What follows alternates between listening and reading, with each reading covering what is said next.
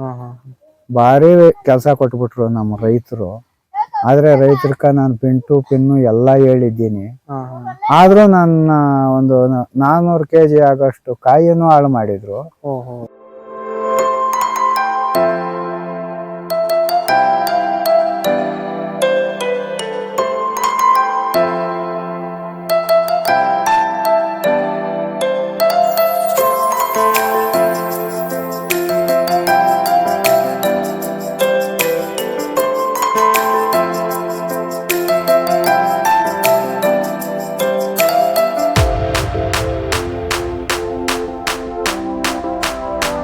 ನಮಸ್ತೆ ಗೆಳೆಯರೆ, ನಾನು ನಿಮ್ಮ Sunil talk with Karnataka YouTube ಚಾನಲ್ಗೆ ಸ್ವಾಗತ.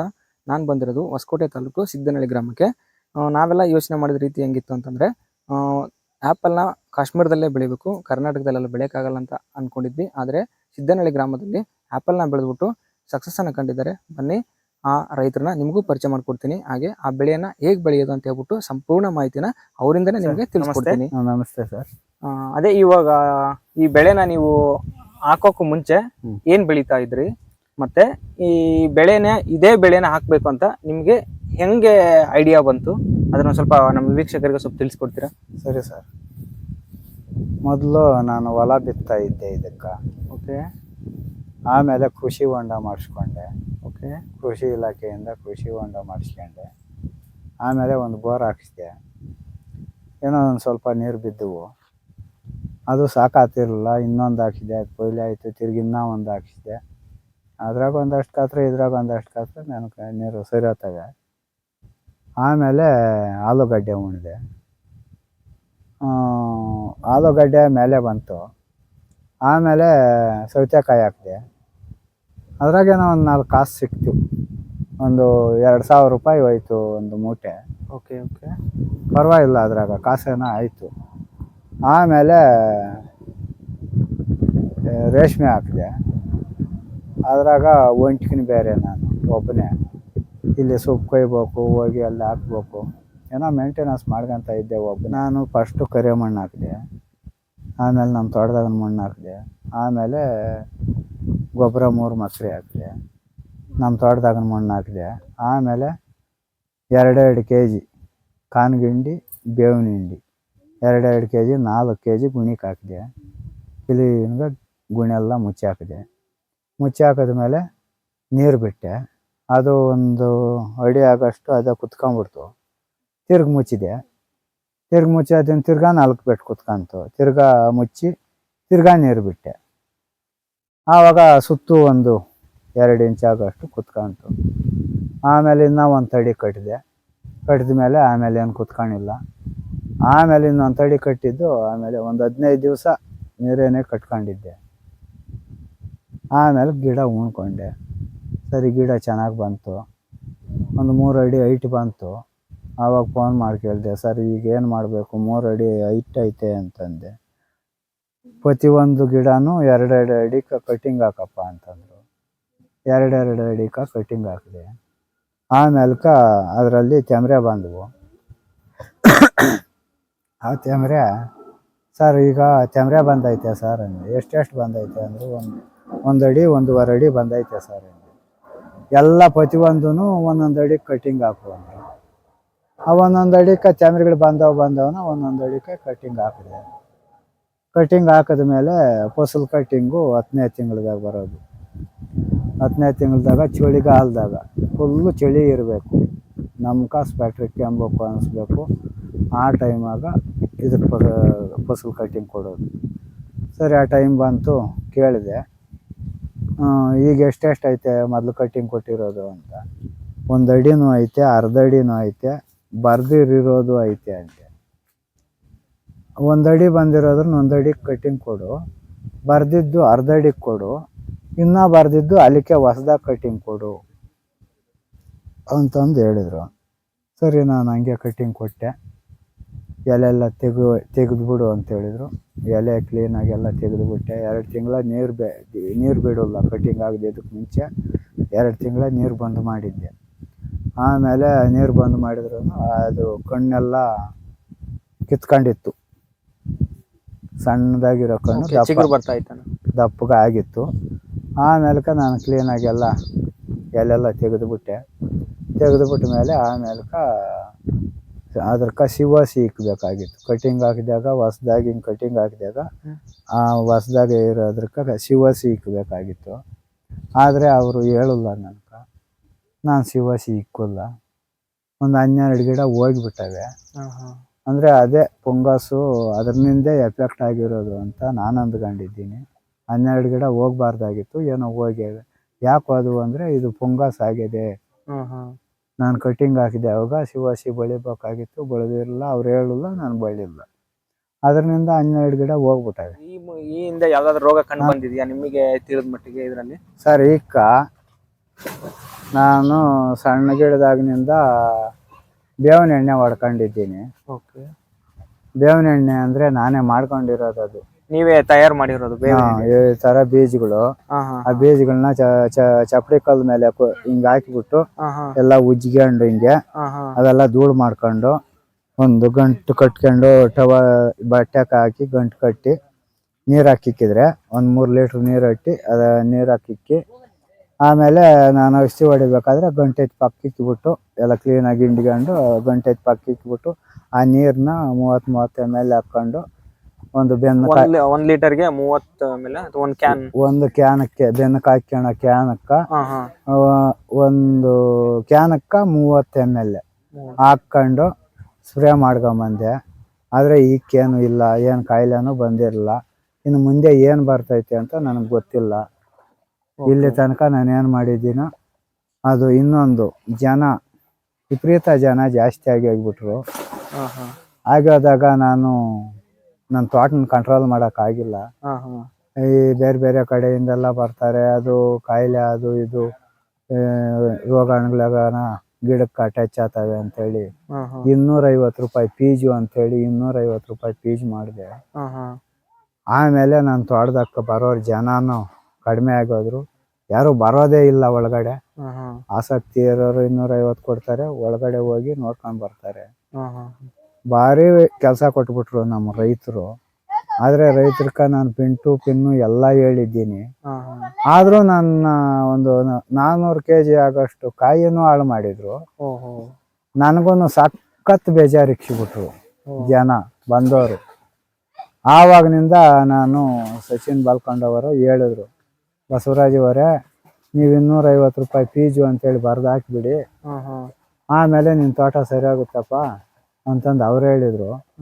ಆದರೆ ನಾನು ಗಿಡನೇ ಕಿತ್ತಾಕಿಬಿಡ್ಬೇಕು ಅಂತ ಡಿಸೈಡ್ ಮಾಡ್ಕೊಂಡೆ. ಅಂದ್ರೆ ಈ ಜನಗಳ ಕಾಟಕ್ಕೆ ಗಿಡಗಳನ್ನ ಕಿತ್ತಾಕ್ಬಿಡ್ಬೇಕು, ಈ ಜನಗಳ ಕಾಟಕ್ಕೆ ಗಿಡಗಳನ್ನ ಕಿತ್ತಾಕಿಬಿಡ್ಬೇಕು, ಅಷ್ಟೊಂದು ಕಾಟ ಕೊಟ್ಬಿಟ್ರು ಜನ. ಆಯ್ತಾ? ಆದರೆ ನಾನು ಆಮೇಲೆ ಫೀಸ್ ಮಾಡಿದ್ಮೇಲೆ ನನ್ನ ತೋಟ ಕಂಟ್ರೋಲ್ ಆಯಿತು. ನಾನು ಸೇಫ್ಟಿ ಆಗಿದ್ದೀನಿ, ಆರಾಮಾಗಿದ್ದೀನಿ. ಇದು ಇವಾಗ ಆಲ್ರೆಡಿ ಕಟಿಂಗ್ ಆಗೋಗಿದೆ ಅಲ್ವಾ? ಆಗಿದೆ. ಎಷ್ಟು ಬಂತು ಇವಾಗ? ಒಂದು 1800 kg ಬಂತು ಸರ್. ಓಕೆ. ಇಲ್ಲೇ ಮಾರ್ಕೆಟಿಂಗ್ ಮಾಡಿದ? ಅದು ಎಲ್ಲ ಇಲ್ಲೇ ಎಷ್ಟು 1 kg ಕೊಟ್ರಿ ನೀವು? ಬಂದವರೆಲ್ಲ ಒಂದು 5 kg 6 kg ಎಲ್ಲ ತಗೊಂಡ್ರಿ. ಇಲ್ಲೇ 150 ರೂಪಾಯಿ 1 kg ಬಂದು ಎಲ್ಲ ಇಲ್ಲೇ ಮಾರಾಕದೆ. ಅಂದ್ರೆ ನೀವು ಒಂದ್ ಸ್ವಲ್ಪನೂ ನೀವು ಮಾರ್ಕೆಟಿಗೆ ಹೋಗಿ ಮಾರಿಲ್ಲ? ಎಲ್ಲ ಮಾರ್ಕೆಟ್ ನನಗೆ ಗೊತ್ತಿಲ್ಲ ಸರ್. ನಾನು ಮಾರ್ಕೆಟ್ಗೆ ಹೋದವನಲ್ಲ, ನನಗೆ ಗೊತ್ತೇ ಇಲ್ಲ ಮಾರ್ಕೆಟು. ನಾನೆಲ್ಲ ಇಲ್ಲೇ ಮಾರ್ಕೊಂಡಿದ್ದು. ನಾನು ಮಾರ್ಕೆಟ್ಗೆ ಹೋಗಿರಲಿಲ್ಲ, ನನಗೆ ಮಾರ್ಕೆಟೇ ಗೊತ್ತಿಲ್ಲ. ಮತ್ತೆ ಬೇರೆ ಕಡೆಯಿಂದ ಮಾರ್ಕೆಟಿಂದ ಯಾರಾದ್ರೂ ಬಂದಿದ್ರೆ ನಾವು ಈ ತರ ನಿಮ್ಮ ಹಣ್ಣನ್ನ ಖರೀದಿ ಮಾಡ್ತೀವಿ ಅಂತೇಳಿ ಅವ್ರು ಯಾರೋ ಬಂದಿದ್ರು ಸರ್ ಮಾರ್ಕೆಟ್ನಿಂದ. ನೆಕ್ಸ್ಟ್ ಫಸಲು ನೀನು ಇಲ್ಲಿ ಮಾರಕ್ ಹೋಗ್ಬೇಡ, ನಮ್ಮ ಮಾರ್ಕೆಟ್ಗೆ ಕಳಿಸ್ಕೊಡು, ನಾನೇ ಕಿತ್ಕೊಂತೀನಿ ಬಂದು 250 ರೂಪಾಯಿ ನಾನು ನಿನ್ಕ ಹಾಕ್ಕೊಡ್ತೀನಿ, ನಾನೇ ಕಿತ್ಕೊಂತೀನಿ. ಇಲ್ಲಿ ಸ್ಕೇಲ್ ಮೇಲೆ ಏನ್ ತೂಕ ಬಂದ್ರೆ ಆ ತೂಕ ದುಡ್ಡು ನೀನ್ ಇಲ್ಲೇ ಎಣಿಸ್ಕೊಡ್ತೀನಿ, ನಿನ್ ದುಡ್ಡು ಇಲ್ಲೇ ಹಾಕ್ತೀನಿ. ಆಮೇಲೆ ನಾನು ಕಾಯಿ ನಾನು ಎತ್ಕೊಂಡು ಹೋಗ್ತೀನಿ, 250 ರೂಪಾಯಿ ರೇಟ್ ಮಾಡ್ಕೊಂಡು ನನಗೆ ಹಾಕು ಅಂತ ಅಂದೇಳಿ ಮಾರ್ಕೆಟ್ ಅವರು ಬಂದಿದ್ರು ಸರ್. ಅಂದ್ರೆ ನೆಕ್ಸ್ಟ್ ಫಸಲೆಲ್ಲ ಮಾರಿ ಹಾಕ್ಬಿಟ್ಟಿದ್ದೆ. ನೆಕ್ಸ್ಟ್ ಫಸಲ್ಕ 250 ರೂಪಾಯಿ ರೇಟಕ್ಕೆ ನನಗೆ ಕೊಡು ಅಂತಂದು ಅವ್ರ phone number, address, market number ಎಲ್ಲ ಕೊಟ್ಬಿಟ್ಟು ಹೋಗಿ. ಅಂದ್ರೆ ಇವಾಗ ನೆಕ್ಸ್ಟ್ ಬರೋ ಫಸಲನ್ನ ನೀವು ಮಾರ್ಕೆಟಿಗೆ? ಹೌದು ಸರ್, ಮಾರ್ಕೆಟಿಗೆ ಬಿಡ್ತಾ ಇದ್ದೀರಾ? ಮಾರ್ಕೆಟ್ಗೆ ಬಿಡ್ತೀನಿ ಸರ್. ಓಕೆ. ಮತ್ತೆ ಇದಕ್ಕೆ ಈ ಹಣ್ಣುಗಳಿಗೆ ಪಕ್ಷಿಗಳದ್ದೇನಾದ್ರೂ ಕಾಟ ಇದೆಯಾ ಅಥವಾ ಅದರಿಂದ ನೀವ್ ಹೆಂಗೆ ಇದನ್ನ ಸರ್, ಹಣ್ಣುಗಳನ್ನ ಇದು- ಇದ್ ಮಾಡ್ತೀರಾ? ಜುಟ್ಟೆಕ್ಲಿ ಅಂತ ಐತೆ, ಒಂದಷ್ಟು ಗಾತ್ರ ಇರ್ತೈತೆ. ಹಾ ಹಾ ಅದ್ರ ತಲೆ ಮೇಲೆ ಇಷ್ಟು ಉದ್ದ ಜುಟ್ಟಿ ಇರ್ತೈತೆ. ಹಾ ಹಾ ಆ ಎಕ್ಲಿ ಬಿಟ್ಟು ಬೇರೆ ಇಕ್ಕೇನು ತಿಂದದ್ದು ನಾನು ನೋಡಲ್ಲ. ಆ ಎಕ್ಲಿ ಮಾತ್ರ ಭಾರಿ ಕಾಯಿಗಳನ್ನ ಲಾಸ್ ಮಾಡಿ ಹಾಕೈತೆ. ಅದೊಂದು ಬಿಟ್ಟರೆ ಬೇರೆ ಇನ್ನೇನು ಗಿಣ್ಣಿ ಇವು ಕಾಕಿ ಏನು ಮುಟ್ಟಿಲ್ಲ. ಹಾ ಹಾ ನಾನು ಇಕ್ಕೆ ಯಾವ ನೋಡಿರಲ್ಲ, ಅದೊಂದು ಮಾತ್ರ. ಅದು ಮೊಲ ಮೊಲ. ಮೊಲ ಓಕೆ. ಇವೆರಡೇ ಸರ್ ಕಾಯಿ ತಿನ್ಬೇಕಾದ್ರೆ ಹಾ ಹಾ ನಾನು ನೋಡಿರೋದು ಇವೆರಡು ನೋಡಿದ್ದೀನಿ. ಮೊಲ ಏನು ಜುಟ್ಟೆಕ್ಕಿ. ಒಂದು ಮೊಲ ಕಾಯಿ ತಿಂತದೆ ಸರ್. ಒಂದು ರಾತ್ರಿ ಒಂದು ರಾತ್ರಿಕ ಒಂದು ಹಾ ಹಾ ಮೊಲ ಬಂದ್ರೆ ಒಂದು 10-20 ಕಾಯಿ ತಿಂದಾಕಿರ್ತೈತೆ ಸರ್. ಓಕೆ. ಇವಾಗ ಅದನ್ನ ನೀವ್ ಹೆಂಗೆ ತಡೆಗಟ್ತೀರಿ? ಇವಾಗ ಮೊಲ ಬರುತ್ತೆ ಅನ್ನೋದು ನಿಮ್ಗೆ ಹೆಂಗ್ ಗೊತ್ತಾಗುತ್ತೆ? ಇವಾಗ ಅದನ್ನ ತಡೆಗಟ್ಬೇಕಂದ್ರೆ ಇವಾಗ ಏನ್ ಮಾಡಕ್ ಆಗಲ್ವಾ? ಅದು ಏನ್ ಮಾಡಕ್ಕಾಗ್ತದೆ ಸರ್? ಅದೇ ಸುತ್ತೂನು ಇದು ಸೀಡ್ ನೆಟ್ ಕಟ್ಕೋಬೇಕು. ಸೀಡ್ ನೆಟ್ ಕಟ್ಕೊಂಡ್ರೆ ಆವಾಗ ಅದು ಒಳಗಡೆ ಬರಲ್ಲ. ಇದು ಸರಿ, ತೋಟಕ್ಕೆ ಇವಾಗ ನೀರಿನ ವ್ಯವಸ್ಥೆ ಏನ್ ಮಾಡಿದ್ರಿ ಇವಾಗ? ಸರ್, ಬೋರ್ ಹಾಕ್ಸಿದ್ದೀನಿ. ಹಾ ಹಾ ಆ ಬೋರ್ ಆಗ್ನಿಂದ ನೀರು ಕೃಷಿ ಹೊಂಡಕ್ಕೆ ಬಿಟ್ಕೊಂತೀನಿ. ಕೃಷಿ ಹೊಂಡದಿಂದ ಗಿಡಗಳಿಗೆ ಬಿಡ್ತಾ ಇದ್ದೀನಿ. ಗಿಡಗಳಕ್ಕೆ ಎಲ್ಲ ಡ್ರಿಪ್ ಸಿಸ್ಟಮ್ ಮಾಡಿದ್ದೀನಿ. ಈ ಡ್ರಿಪ್ ವ್ಯವಸ್ಥೆ ಮಾಡಿದ್ರಲ್ಲ ಸರ್, ಇವಾಗ ಡ್ರಿಪ್ ಇಂದ ಎಷ್ಟಾಯ್ತು ಸರ್? ಅಂದ್ರೆ ಕೃಷಿ ಇಲಾಖೆಯಿಂದ ತಂದಿದ್ರ ಅಥವಾ ನೀವು? ಇಲ್ಲ ಸರ್, ಅವ್ರು ಯಾರ ಬಾಳೆ ಗಿಡ ತಗೊಂಬಂದು ಹಾಕೊಂಡಿದ್ರು. ಅವ್ರು ಬಾಳೆ ಗಿಡ ತೆಗೆದು ಬಿಟ್ರು. ಆ ಡ್ರಿಪ್ಪು 2,000 ರೂಪಾಯಿ ಕೊಟ್ಟು ನಾನೇ ತಗೊಂಡೆ. ಅದನ್ನೇ ಹಾಕ್ಕೊಂಡಿದ್ದೆ. ಇವಾಗ ಈ ಸಂಪೂರ್ಣ ಈ ತೋಟಕ್ಕೆಲ್ಲ ಇವಾಗ ಡ್ರಿಪ್ಪಿನ ವ್ಯವಸ್ಥೆಯಿಂದಾನೇ ನೀರು? ಡ್ರಿಪ್ನ ವ್ಯವಸ್ಥೆಯಿಂದಾನೇ ನೀರು ಬಿಡ್ತಾ ಇರೋದು. Okay okay. ಇವಾಗ ಮುಂದೆ ಈಗ ಯಾರಾದರೂ ಈಗ ಆ್ಯಪಲ್ನ ಬೆಳಿತೀವಿ ಅನ್ನೋರಿಗೆ ನೀವು ಸಸಿಗಳನ್ನ ಕೊಡಿಸ್ತೀರಿ, ಮತ್ತೆ ಅದ್ರದ್ದು ಬೆಳೆಯಬೇಕಾಗಿರೋ ಎಲ್ಲ ಸಂಪೂರ್ಣ ಮಾಹಿತಿನ ಅವರಿಗೆ ನೀಡ್ತೀರಾ ಸರ್? ಹೌದು ಸರ್. ಈಗ ಗಿಡ ಬೇಕು ಅಂತ ಬಂದ್ರೂ ಕೊಡ್ತೀನಿ. ಹಾಂ ಹಾಂ. ಇಲ್ಲ ಅವರು ಬಿಜಾಪುರದ ನಂಬರ್ ಕೊಟ್ಟಿರ್ತೀನಿ, ಅವರೇ ತರಿಸ್ಕೊಳಂಗಾದ್ರು ತರಿಸ್ಕೊಬೋದು. ಇಲ್ಲ ನೀವೇ ತಂದು ಕೊಡಿ ಅಂದರೆ ನಾನೇ ತರಿಸ್ಕೊಡ್ತೀನಿ. ಇಲ್ಲ ಅಂದರೆ ಅವರೇ ತಗೊಂಬಂದು ನಟ್ಕೊಂಡು. ಈಗ ಒಂದು ಸಸಿ ಅಲ್ಲಿಂದ ತರ್ಸಕ್ಕೆ ಎಷ್ಟು 300 ರೂಪೀಸ್ ಆಗುತ್ತೆ ಸರ್? ಇದು ನಿಮ್ಗೆ ಅಲ್ಲಿಂದ? ಸರ್, ನನಗೆ 300 ರೂಪಾಯಿ ಬಿತ್ತು ಓಕೆ. ಒಂದು ಗಿಡ ಬಂದು. ಈಗ ಏನು ರೇಟ್ ಮಾಡ್ಕೊಂತಾರ, ಏನು ಬಿಡ್ಕೊಂತಾರ ಈಗ ಇವಾಗಿನ ರೇಟು. ಓಕೆ. ಆದರೆ 50 ರೂಪಾಯಿ ಕಡಿಮೆ ಆಗೋಯ್ತೆ ಅಂತ ಹೇಳಿದ್ರು. 250 ರೂಪಾಯಿ ಈಗ ಬಸವರಾಜವರೇ ಅಂತ ಹೇಳಿದ್ರು. ಮೊನ್ನೆ ಫೋನ್ ಮಾಡಿದ್ದೆ. ಇವಾಗ ಇದಕ್ಕೂ ಮುಂಚೆ ನೀವು ಬೆಳೀತಾ ಇದ್ರಲ್ಲ, ಆ ಕೃಷಿಗೂ ಈಗ ಬೆಳೀತಕ್ಕಂಥ ಈ ಕೃಷಿಗೂ ಏನು ವ್ಯತ್ಯಾಸ? ನೀವು ಆ ಲಾಭನ ಯಾವುದ್ರಲ್ಲಿ ನೀವು ಜಾಸ್ತಿ ಕಂಡ್ಕೊಳ್ತಾ ಇರೋದು? ಇದರಲ್ಲಿ ಕಾಣ್ತಾ ಇದ್ದೀರಾ ಅಥವಾ ಅದರಲ್ಲಿ ಕಾಣ್ತಾ ಇದ್ದೀರಾ? ಸರ್, ಕಷ್ಟ ಜಾಸ್ತಿ ಇತ್ತು ಅದರಲ್ಲಿ. ಓಕೆ. ಆದರೂ ಕಷ್ಟ ಜಾಸ್ತಿ ಇದ್ರೂ ಸುಖ ಬರೋಲ್ಲ. ಇದ್ರಾಗ ಕಷ್ಟ ಕಮ್ಮಿ ಐತೆ, ಆದರೂ ಸುಖ ಐತೆ ಅನ್ನೋದು ನನಗೊಂದು ಐಡಿಯಾ ಸರ್. ಹೆಂಗೆ ಅಂತ ಕೇಳಿ, ಈಗ 2 ವರ್ಷದಿಂದ ಕಾತಿದ್ದೆ. ಈಗ ಒಂದು 2.25 ಲಕ್ಷ ಆಗೈತೆ.